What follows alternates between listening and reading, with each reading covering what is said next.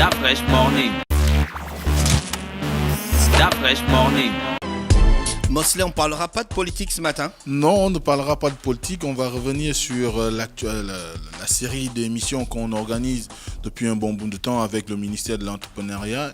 Et sinon, le ministère de l'Industrie et de l'Entrepreneuriat national, tout le monde... La politique ne paye pas. Ce n'est pas une question d'argent, c'est une question de promotion de l'actualité, de promotion d'un secteur qui est aujourd'hui assez sensible au niveau de notre pays, du moins qui connaît une intense activité. Et vous savez que déjà ce matin, Gina a fait une très belle chronique sur l'entrepreneuriat, notamment en rapport avec les incubateurs qui naissent là et là. Si on parle d'incubateurs, c'est donc qu'il y a une dynamisme au niveau de la culture, du moins il y a une volonté manifeste au niveau du Gabon pour pouvoir faire en sorte que l'entrepreneuriat devienne quelque chose d'incrit dans l'ADN des Gabonais. Donc, dès cet instant, nous, on a estimé qu'il fallait mettre en place une plateforme qui permettrait à ce que les entrepreneurs, mais également le grand public, puissent se rendre compte de ce qui se fait au niveau de l'État pour pouvoir promouvoir l'entrepreneuriat. Et c'est tout le sens des émissions que nous organisons, dont la 6e de ce matin, avec le ministère de l'Industrie et de l'Entrepreneuriat national. Aujourd'hui, ce matin, nous avons M. Ngona Edima François qui vient au compte de l'ANFPP et du ministère de la formation professionnelle. Monsieur Edima, bonjour. Bonjour. Merci d'avoir accepté notre invitation. Et nous avons Radia Gari qui est avec nous, qui est le directeur général de Junior Achievement. Radia, bonjour. Bonjour. Toi, tu es une habituée de Urban FM. Oui, un peu quand même, depuis le temps. Mais toujours très heureuse d'être là. Monsieur Ngona, quels sont les efforts que vous faites pour valoriser l'entrepreneuriat dans notre pays, le ministère de la formation professionnelle? Notamment à travers votre agence qui est pratiquement, on va dire, inconnue des Gabonais, du grand public. Bien, je vous remercie de l'invitation et l'honneur que vous me faites de m'exprimer sous vos antennes ce matin. Et pour cela, j'aimerais préciser que M. Ngona Edima François est le directeur général de l'Agence nationale de formation et de perfectionnement professionnel. Et comme vous l'avez si bien dit, c'est à Olomi. Qui se trouve à Olomi. À Olomi. Il y a le centre de formation et il y a la direction générale de cette agence aussi basée dans l'enceinte d'Olomi. D'accord. Alors, rappelez peut-être d'abord rapidement que l'agence est un organisme de mise en œuvre de politiques en matière de formation professionnelle. Et l'agence est créée depuis 1973. C'est l'agence qui a la gestion, la coordination de tous les centres publics sur l'ensemble du territoire gabonais. Les centres publics de formation professionnelle, il y en a combien exactement? Pour l'instant, nous en avons 9 sur l'ensemble du territoire national. Dont Basile Ondimba, Kembo, Siadfort. Nous avons un centre à OIM, nous avons un à Makoko, un à Port-Gentil, à Franceville, à Koulamoutou. Alors, lorsqu'on parle souvent de formation professionnelle, parfois les gens ne comprennent pas, ne savent pas exactement ce qu'on met comme contenu en termes de travail là-dedans. Un centre de formation professionnelle, qu'est-ce qu'on retrouve là, comme mission, du moins comme enseignement dans un centre? La première chose qu'il faut rappeler, la formation professionnelle fait partie du processus de l'éducation permanente. Et la particularité de la formation professionnelle, c'est de pouvoir permettre aux jeunes et aux moins jeunes d'acquérir des compétences professionnelles en vue d'occuper un emploi. C'est ça la mission première de la formation professionnelle. À la différence de la formation de l'enseignement général et de l'enseignement technique et professionnel. La formation professionnelle est directement liée avec l'emploi. D'accord. Avec le métier. Voilà. Alors, aujourd'hui, nous parlons d'entrepreneuriat. Quelles sont les activités que vous devez mener ou que vous êtes amené à engager au sein de cette agence pour pouvoir permettre à ce que le tissu entrepreneurial ou le secteur de l'emploi soit beaucoup plus dynamique? Il y a un petit slogan, je ne sais pas si nous pouvons le qualifier ainsi. La formation précède le métier ou la tâche. Et la tâche précède l'emploi. Qu'est-ce que je veux dire? Il faut être formé à un métier, il faut acquérir une certaine compétence pour être capable d'occuper un emploi. Et la formation professionnelle a pour mission de faire acquérir ces compétences-là, en lien avec le besoin de l'emploi qui est exprimé ou les besoins futurs de l'emploi qui sont exprimés. Donc la mission que nous on a, c'est de pouvoir faire en sorte que notamment nos jeunes puissent acquérir des compétences qui leur permettront de façon efficace à occuper des emplois disponibles, les emplois dont a besoin le développement socio-économique, le tissu économique de notre pays. Ça, c'est notre première mission. Maintenant, nous savons que la récession économique que nous connaissons depuis quelques années ne permettra pas toujours de les préparer à un emploi salarié. Et là, nous avons devant nous deux chemins. C'est l'emploi salarié ou alors l'auto-emploi dans les secteurs clés de croissance de notre économie qui sont projetés. Nous, formation, notamment au sein de l'agence, depuis 1995, nous avons perçu cela.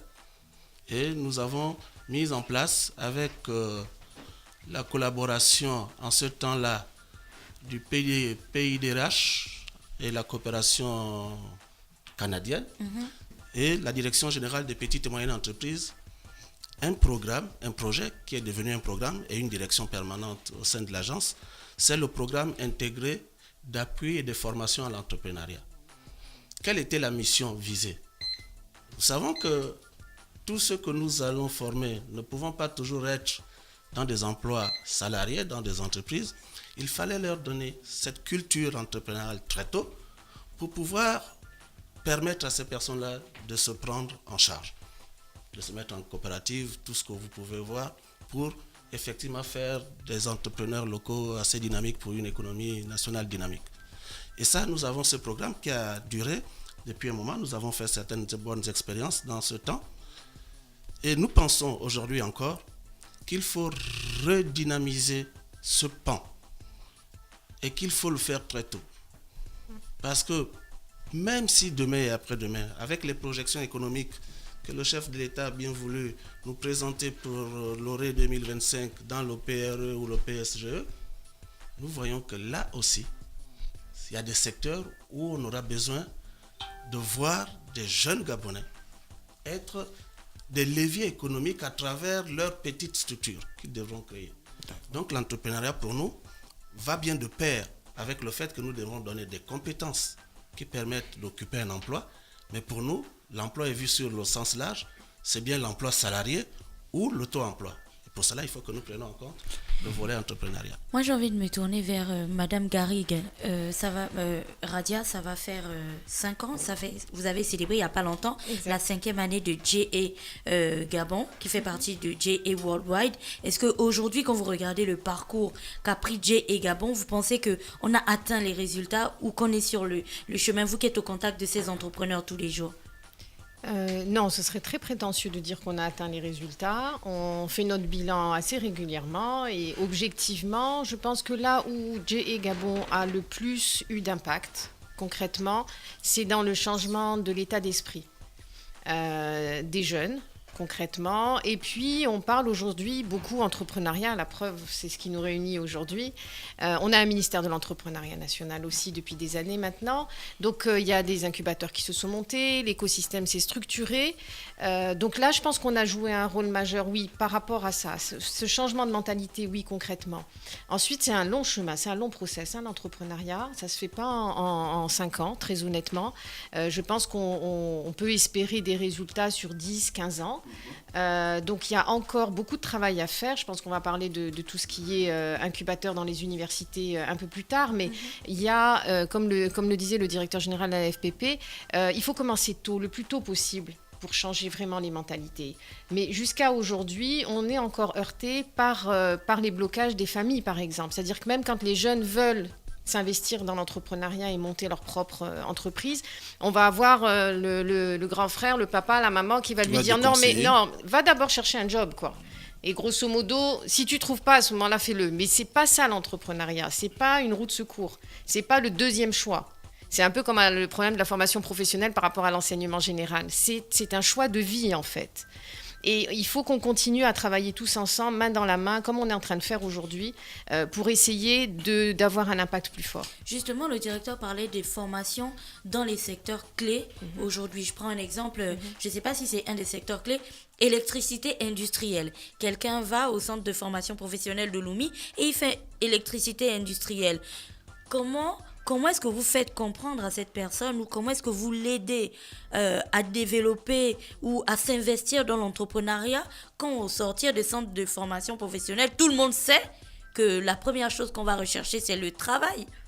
Ben c'est exactement ça. C'est pour ça qu'il faudrait que les ministères s'assoient ensemble pour que les programmes d'entrepreneuriat soient intégrés à tous les niveaux, au primaire, au collège, au lycée, dans les centres de formation professionnelle et dans les universités. C'est la question que j'avais posée. C'est Est-ce ça que vous qui va travaillez changer. ensemble pour définir un vrai chemin de l'entrepreneur ou bien chacun fait son métier dans son petit côté? Chacun fait son petit métier. Non, je Oui, pense dans Jean son Écart. petit côté, oui.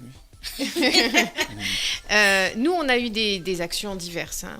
On a eu des programmes à l'école primaire. On a fait ça aussi dans les lycées, toujours, parce qu'on est appuyé véritablement par des donateurs pérennes, donc qui nous suivent depuis plusieurs années.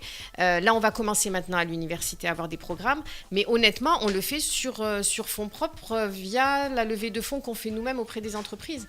C'est-à-dire que si aujourd'hui, il y a le programme mini-entreprise dans les lycées depuis plusieurs années, c'est parce qu'on a 3 donateurs qui nous accompagnent, qui sont Tomorrow Foundation, Sobraga et le plus ancien, c'est Citibank. Et c'est ça qui permet de financer nos programmes. Donc, à un moment donné, pendant longtemps, on a eu effectivement la présidence de la République qui a appuyé aussi ça. Donc maintenant, si on veut continuer, il faut d'abord pouvoir dupliquer ce modèle-là. C'est quelque chose qui a réussi dans le monde entier. On n'est pas les seuls à l'avoir fait. JA a ce programme mini-entreprise. C'est le programme phare de JA à travers le monde. Tous les bureaux font ce programme-là. Et c'est un programme qui a un véritable impact sur le mindset des jeunes et sur leur façon et leur attitude à mieux comprendre le milieu des affaires. Mais ça, pour le dupliquer, il faut un appui de l'État. Quand vous parlez de évidemment. dupliquer, est-ce que cela intègre aussi la matérialisation l'implémentation de ces programmes-là à l'intérieur du pays? Parce que J.A. Gabon, aujourd'hui, c'est une présence dans combien de provinces exactement? Alors, maintenant, ça dépend des programmes. Il y a des programmes qui sont dans plusieurs provinces. En fait, je peux malheureusement pas répondre très précisément à ça parce que ça dépend véritablement des programmes et dans chaque province, on fait pas la même chose. Mais de toute façon, à partir de la rentrée prochaine scolaire et universitaire, on sera dans tout le Gabon puisqu'on ouvre en fait un bureau par province. D'accord. Donc justement, l'idée c'était, on a testé des choses à distance, c'est compliqué, c'était pas si facile de faire des choses en province quand nous on est à Libreville. Donc on a eu des résultats assez mitigés sur la province. Donc l'idée c'était de se dire ok, maintenant on va carrément monter des bureaux en fait.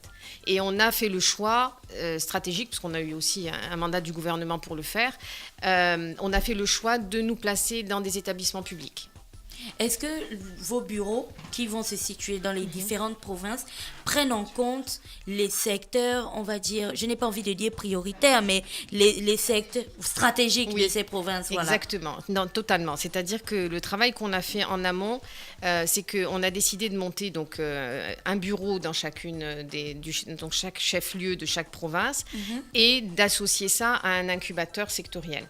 Et ce travail-là, on l'a fait d'abord sur la base du PSGE, évidemment, du PRE aussi, on a beaucoup travaillé sur ça. Et puis ensuite, on a rencontré les différents ministres pour valider que dans telle province, on était bien en phase par rapport au choix qu'on avait fait. Et on a terminé toute cette discussion avec tous les gouverneurs. On a rencontré l'ensemble des gouverneurs. Et on a même fait des modifications parfois, parce que le gouverneur ou la gouverneure estimait que ça, c'était moins prioritaire pour sa province. Et à chaque fois, on va former des jeunes à un métier, puisque c'est une expérience qu'on a déjà eue, mais aussi à l'entrepreneuriat et aussi à l'employabilité. D'accord. Voilà, on va associer le métier à l'entrepreneuriat, à l'employabilité, pour donner la chance à ces jeunes-là, et principalement des déscolarisés, de pouvoir à la fois avoir un métier, mais aussi de commencer à se dire, ok, peut-être que je trouverai un emploi là où j'habite, mais peut-être que je vais monter mon propre business. Voilà. Monsieur le directeur général, est-ce qu'aujourd'hui, on peut, au niveau de votre agence, du moins de la structure dont vous avez la charge, lire aussi la volonté de faire en sorte que tous les jeunes qui aujourd'hui se retrouvent dans l'arrière-pays puissent bénéficier réellement de votre appui? Nous sommes en train de parler de la formation professionnelle. Rappelez simplement que c'est un devoir régalien de l'État de donner de la formation à ces jeunes. Et vous le savez, la formation professionnelle en ce moment est en pleine restructuration. Pourquoi on a pensé à restructurer? Et là, nous revenons, vraiment, je suis très content d'entendre ce que dit Madame sur le plan de l'entrepreneuriat. On voit là la volonté réelle de pouvoir travailler de façon intégrée. Parce que tout s'imbrique. La formation professionnelle est restructurée à cause d'un problème. On parle de l'entrepreneuriat aujourd'hui à cause d'un problème. C'est le chômage des jeunes. Non seulement les déscolarisés, mais nous trouvons même des jeunes diplômés. Je vais aller plus loin, nous trouvons même des jeunes diplômés en formation professionnelle. Là où on est censé avoir un métier. Parce que ce qu'on retrouve, c'est qu'on a des offres d'emploi, on a des perspectives de développement socio-économique, mais on n'a pas des offres de formation adaptées à cela. Mais ça, c'est votre travail, ça. Et malgré ces problèmes, est-ce que vous pensez qu'aujourd'hui, au Gabon, la formation professionnelle est véritablement considérée à juste titre? Est-ce qu'elle s'inscrit elle-même d'abord dans une logique d'avenir, de comprendre des nouveaux défis, des nouveaux métiers, des nouvelles formations? Et ça doit d'abord rentrer dans la politique de l'État.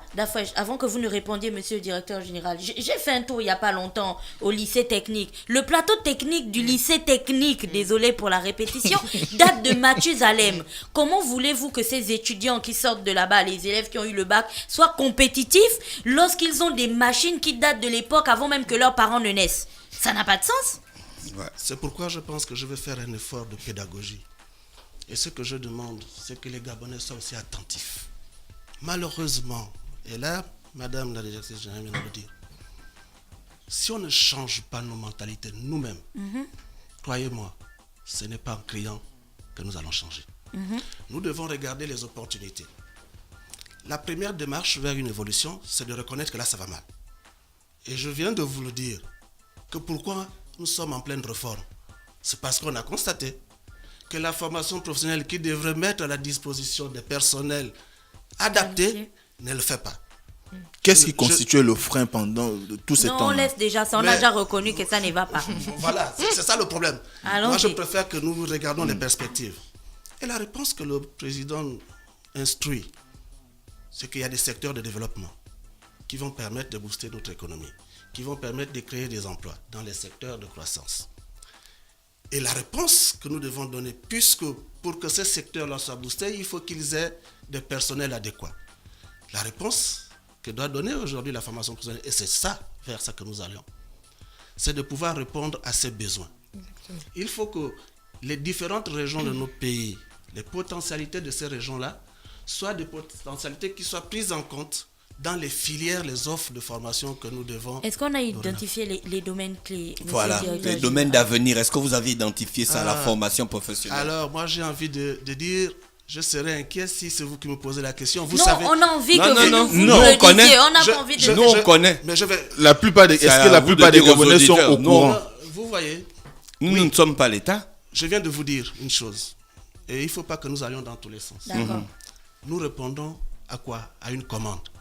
Et cette commande, elle ressort du plan stratégique Gabon émergent, qui est notre plan de développement. Exactement.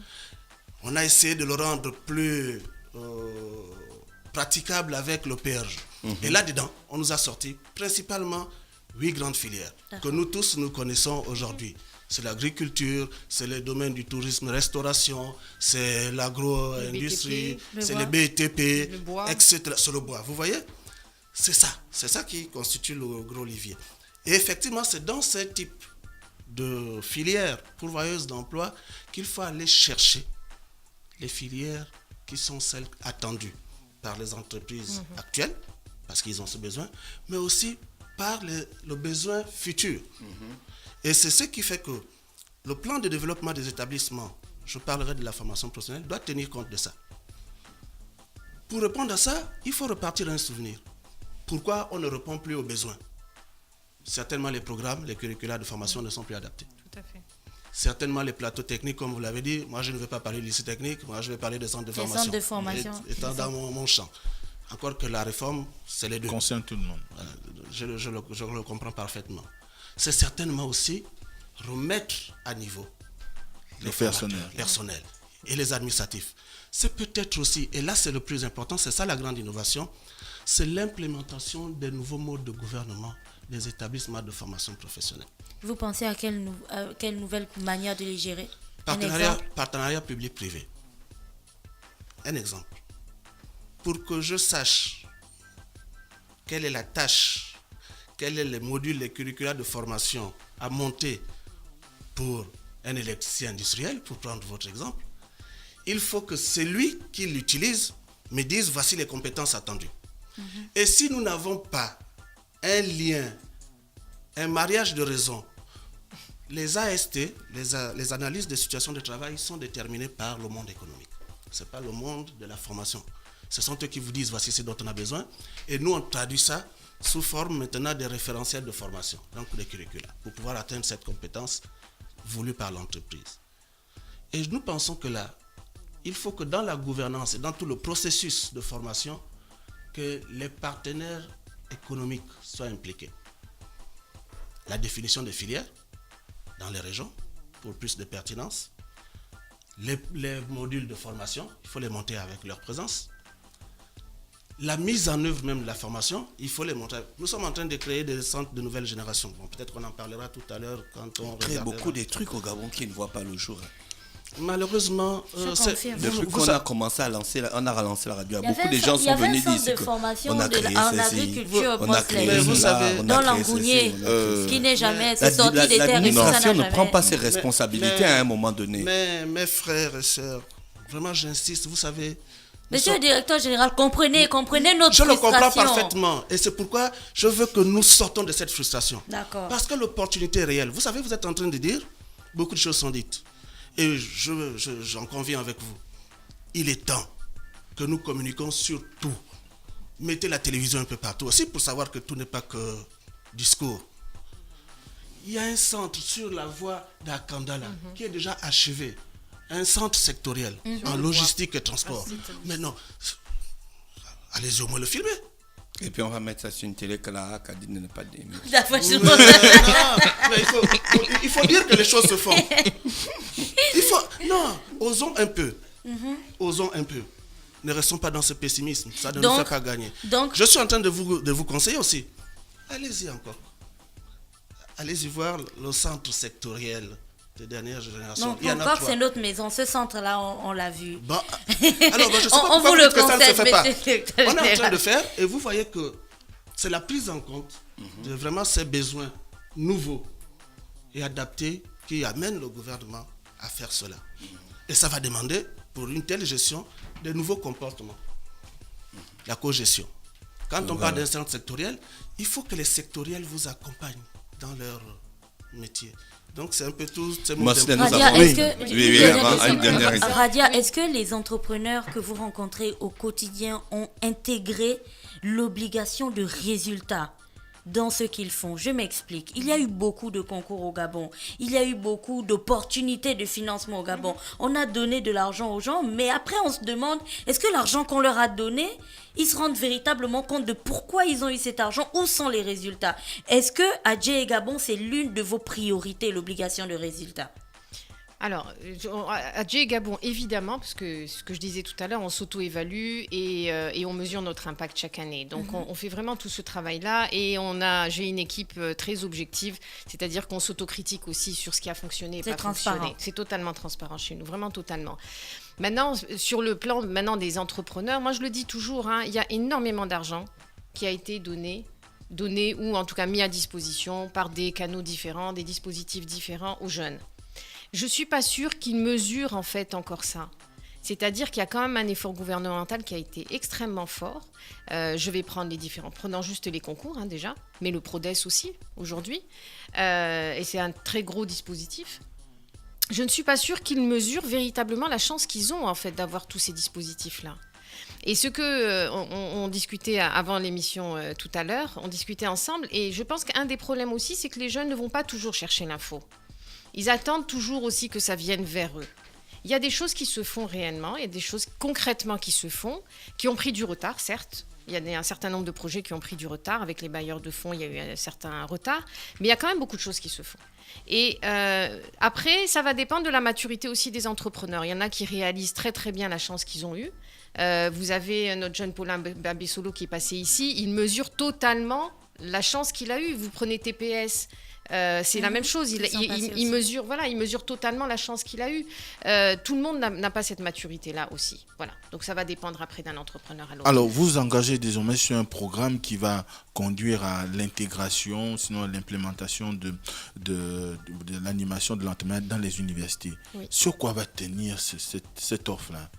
Voilà. Alors en fait, dans le cadre de l'extension de J.A. Gabon en province, on a donc fait un mapping un petit peu des opportunités et de ce qu'il fallait, à quels besoins il fallait répondre localement. Donc on a décidé de monter un réseau d'incubateurs à l'échelle nationale. Il y a des incubateurs qui certifiés, vont être... Oui, des vrais incubateurs labellisés. C'est promis, labellisés.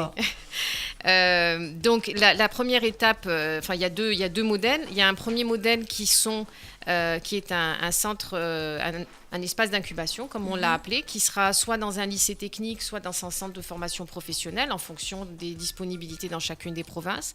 Ou, ce que je disais tout à l'heure, on va former plutôt des déscolarisés à un métier et ensuite à l'entrepreneuriat et l'employabilité. Et puis, on va les accompagner à monter leur propre business. Ça, c'est un modèle. Le deuxième modèle, c'est ce qu'on a appelé les hubs d'incubation. Ça, c'est le deuxième modèle. Ça va se faire dans les universités, donc dans les deux universités, à l'UOB et à l'USTM. Donc, on a eu les accords des deux universités pour monter l'incubateur. Les deux incubateurs démarreront en novembre prochain. On a travaillé donc sur les thématiques, puisqu'en fait, on monte des incubateurs sectoriels. Le seul qui restera pour nous multisectoriel, c'est celui de Libreville, celui qu'on gère l'incubateur national aujourd'hui. Mais tous les autres dans le réseau seront strictement sectoriels. Et donc, à l'USTM, avec le recteur et tout l'ensemble des décideurs de l'USTM, on a décidé de faire tout ce qui est agritech et cleantech, donc déchets et agriculture. Et ils souhaiteraient faire une troisième filière. Donc, ils sont en train de réfléchir en interne sur une troisième filière. Mais pour nous, c'est stratégique de travailler sur ces trois. Et donc, on va aller beaucoup dans des projets innovants à l'USTM parce qu'ils ont la formation pour. Et on va les accompagner à monter des projets innovants. Moi, nous avons M. Medzo Ebaré Jacques Chirac qui est avec nous. Il est de la mutuelle de l'UOB, c'est ça ? Exact. Monsieur Medzo, bonjour. Exact, bonjour. Alors, à la mutuelle de l'UOB, vous avez des rapports avec des entités qui participent au développement de l'entrepreneuriat au Gabon ? Si, très effectivement, puisque à l'UOB, nous avons eu un projet depuis l'année dernière sur l'insertion professionnelle des étudiants qui sortent de l'UOB. Alors, nous avons organisé des conférences l'année dernière pour pouvoir réfléchir comment est-ce qu'un étudiant qui a pu traverser des formations fondamentales pourrait s'insérer dans un marché qui aujourd'hui a besoin des gens qui ont été formés professionnellement. Donc, au sorti de là, on est tombé d'accord que l'entrepreneuriat était un facteur premier pour pouvoir insérer un étudiant qui a fait philosophie. Et aujourd'hui, nous travaillons avec le ministère de l'Industrie, de l'Entrepreneuriat national, nous travaillons avec J.A. Gabon, nous travaillons avec l'NPI et l'UNE pour pouvoir faire asseoir un projet qui va ressembler à un cluster, parce qu'en réalité, on sortait d'abord de l'idée du club. Mais on a compris que le club ne pourrait pas assumer en réalité parce qu'on est 42 000 aujourd'hui. Et un club, ça ne va pas trop avec. Donc l'idéal serait de créer une sorte d'incubateur pour nous rassurer que dans les 3 années qui vont suivre, on pourrait avoir déjà un univers sociologique qui puisse avoir des grands entrepreneurs. Mais pourquoi on va en philosophie quand on veut être entrepreneur ? On fait philosophie, on fait sociologie. Monsieur Medzo, vous savez, la première mission de l'université, c'est de former les gens. Et cette formation, en réalité, c'est d'abord de la recherche. Et l'esprit professionnel entre en compte parce que le monde bouge. Ouais. Donc celui qui s'inscrit en philosophie n'a pas tort, parce qu'il peut enseigner la philosophie à Koulamoutou comme à Mouila. Voilà, Donc, il y a le ministère de l'Éducation nationale. Non, mais c'est parce qu'en réalité aussi, aujourd'hui, comme je vous le disais au départ, le Gabon bouge dans son PSGE, ce qui fait que le philosophe, lorsqu'il se retrouve avec son Master 2, il trouve que l'entrepreneuriat est plus riche que l'enseignement de philosophie, ben, il a le choix. D'accord. Oui, Radia. Je voudrais intervenir. Qu'est-ce qui empêcherait qu'un sociologue soit un entrepreneur? C'est quoi quel est l'argument Non, on que veut vous donnez savoir, par voilà rapport à pourquoi ça? on pose la question En à fait, M. Meudon. Comment un philosophe devient entrepreneur? Qu'est-ce qui peut susciter Ben, l'intérêt nous, chez un philosophe à s'engager dans l'entrepreneuriat, étant donné que les secteurs qui sont souvent proposés rentrent soit dans C'est la l'artisanat question qu'on ou a encore posée, des hein. métiers qui nécessitent on va dire, un travail constant dans l'industrie. Pourquoi perdre Oui, du mais- temps jusqu'en Non. master de philosophie pour chercher à finir à être entrepreneur? Commence ça dès la première année. Non, maintenant, il y a un constat, les formations sont ce qu'elles sont et elles sont existantes. Maintenant, il faut faire avec ce qui existe, c'est-à-dire que demain, probablement, l'UOB évoluera peut-être vers d'autres filières plus industrielles, plus scientifiques, etc. Mais aujourd'hui, l'état de fait est là. Donc, qu'est-ce qu'on fait? On s'arrête et on dit, OK, on ne fait plus rien pour les jeunes, ils vont tous être au chômage. Non, ce n'est pas l'intérêt. Donc, nous, quand on a réfléchi à l'incubateur de l'UOB, on s'est posé les mêmes questions. Qu'est-ce qu'on va faire? Quelle filière stratégique on va choisir pour l'UOB? On a choisi tout ce qui est économie sociale et solidaire. Parce qu'il y a des compétences à l'UOB, en sociologie par exemple, il y a d'autres filières sur histoire, lesquelles, en bien sûr, géographie. sur lesquelles Sciences ils du peuvent langage. monter, ils peuvent Sciences monter du langage, des bien entreprises qui sont sociales. Et ça existe dans le monde entier. Donc il n'y a pas de raison qu'à l'UOB ça ne se fasse pas, ça peut très bien se faire. Est-ce qu'aujourd'hui, monsieur Meudon, est-ce qu'aujourd'hui au niveau de l'UOB, les étudiants eux-mêmes sont suffisamment prêts à pouvoir s'engager au-delà de la conférence que vous avez tenue ou des constats que vous avez eu à dégager à l'issue de cette conférence? Il faut dire qu'ils sont prêts parce qu'ils vivent le quotidien. Ils comprennent que l'exigence première, c'est d'intégrer ce tissu-là. Mais il faut quand même aussi signaler que notre sociologie ne nous permet pas favorablement d'intégrer cet univers entrepreneurial-là. Parce qu'il est technique, il est technique. Et or, nos formations, ou encore notre psychologie à l'université, semblent beaucoup plus sociales, comme elle le disait. Donc, mais il faut dire qu'ils sont prêts. Ils sont prêts parce que c'est une exigence. D'accord. Mosley, on a fait le tour avec nos invités. Gina, tu avais une dernière question? Non, c'est bon pour moi aujourd'hui. Oui, Mosley, pour terminer, pour conclure. Pour terminer, Madame Gary, quand même, on constate que l'émulation qui était autour de GA avec le nombre de concours organisés à l'année, ça a tendance à disparaître. Qu'est-ce qui explique cela aujourd'hui? C'est-à-dire, non, j'essaie de comprendre, reformuler, j'essaie de comprendre. Vous parlez du Grand Prix de l'Excellence. Il y a eu Grand Prix de deux éditions l'Excellence. Grand Prix de l'Excellence. Voilà. Ensuite, on a organisé le CNPA l'année suivante, en 2018. Le de concours plan national plan d'affaires, c'est nous qui l'avons organisé pour le compte de la NPI en D'accord. 2018. Et on a contribué à l'organisation aussi du dernier Total Start-Upper. Donc, je ne crois pas qu'on ait arrêté quoi que ce soit sur le plan des concours. Peut-être les campagnes qui se Ça a faisaient dans pris les des noms établissements. différents. Voilà, c'est Ça a peut-être ce peut-être qui pris- dérouterait les gens aujourd'hui. Peut-être. Non, mais on a effectivement organisé 2 éditions du Grand Prix et ensuite celle du CNPA 2 ans après, en 2018. Et là, on est en train de travailler maintenant sur l'accompagnement des lauréats de Total Start-Upper qui Ou va c'est parce démarrer que dans tu quelques vois, j'ai semaines. de moins en moins. Non, on Tu reviendra peux dire à souvent. Radia que non, c'est parce que tu ne Non, mais on communiques les plus voit, beaucoup à ils Urban FM, il faut Non, revenir. même pas, Urban FM, il ne communique pas. Il faut revenir, Non, il faut dire vous à ne Radia non, communiquez, on vous ne revient. communiquez pas et à chaque fois que vous venez, les gens passent, pas forcément vous, l'administration ou bien d'autres personnes, à chaque fois qu'ils arrivent dans les antennes des chaînes de télé, ils disent oui, les jeunes ne vont pas vers l'information. Les jeunes, ils sont connectés. Oui, mais on est sur les réseaux Si- sociaux. Vous si- trouvez qu'on n'est pas suffisamment sur les réseaux sociaux, peut-être? Oui, par Certainement. exemple. C'est vrai? Il faut que les Il faut des lives. Pas seulement vous, même le ministère de la formation professionnelle, il faut que les gens ils communiquent. Il faut on avait le communiquer. directeur général tout à L'administration l'heure. travaille et communique en grande partie. Et Oui, c'est moi, ça. je ne suis pas l'administration, donc je ne vais pas me prononcer par rapport à l'administration. Mais c'est vrai qu'on a quand même une page Facebook qui est alimentée absolument tous les jours. On a une page Facebook pour l'espace PME maintenant. On a un LinkedIn qu'on a ouvert sur J.E. Gabon.